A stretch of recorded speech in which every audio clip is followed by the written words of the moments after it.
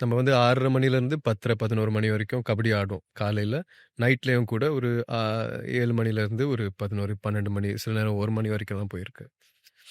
So அங்க வந்து அந்த கிரவுண்டு அந்த அந்த ஏரியாலயே ஒரு வேர்ஹவுஸ் ஒண்ணு இருக்கும். பிரிக் மேக்கிங்க்கான வேர்ஹவுஸ். ஸோ அங்க வந்து மக்கள் வந்து வேலை பார்ப்பாங்க. 2, 3 நாள் ஒரு வாரத்துல இருக்க மாட்டாங்க.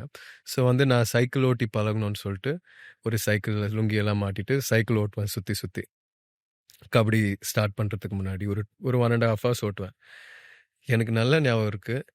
அந்த வேர்ஹவுஸ்க்குள்ள போம்போதெல்லாம் நீங்க பேசினதெல்லாம் எக்கோ ஆகும். ம். ஸோ அப்போதான் நீங்க யார இன்டர்வியூ பண்ணியிருந்தீங்கன்னு தெர்ல. அன்னைக்கு தான் இந்த நான் நைட்டெல்லாம் உங்க இன்டர்வியூஸ் எல்லாம் கேட்டு தான் நான் தூங்குவேன். தூங்குவேன் ரியலி? இன் தி சென்ஸ் அது உங்க வாய்ஸ் ரொம்ப சூதிங்கா இருக்குன்னு ரீசென்ட்டா கூட யாரோ சொன்னாங்க உங்கள்ட்ட. யாரு? விஜய் ஆண்டனி அவர்கள் சொன்னாங்கன்னு ஆ நெனைக்கிறேன்ல. ரொம்ப சூதிங்கா இருக்கிறதுனால, எனக்கு நான் ஏதோ ஒரு விஷயத்த கேட்டு தான் நான் நைட்ல தூங்குற பழக்கம் இருக்கு. ஸோ அந்த மாரி நான் யோசிச்சுட்டு இருக்கும்போது, ஒரு நாள் நைட் அப்படியே உங்களோட இதெல்லாம் கேட்டு தூங்கி, அடுத்த நாள் காலையில சைக்கிள் ஓட்டும்போது, அந்த வேர் ஹவுஸ்குள்ளலாம் சைக்கிள் ஓட்டும்போது, சரி ஒரு நாள் எப்பயாச்சும் நான் உங்கள்ட்ட பேசினேன்னா, இந்த படத்த பத்தி பேசினேன்னா, நான் என்ன சொல்வேன்றத வந்து நான் தனியா பேசி ரிஹர்ஸ் பண்ணிட்டா? How cool! ரிஹர்சல் இல்ல சார் அது. புரியுது.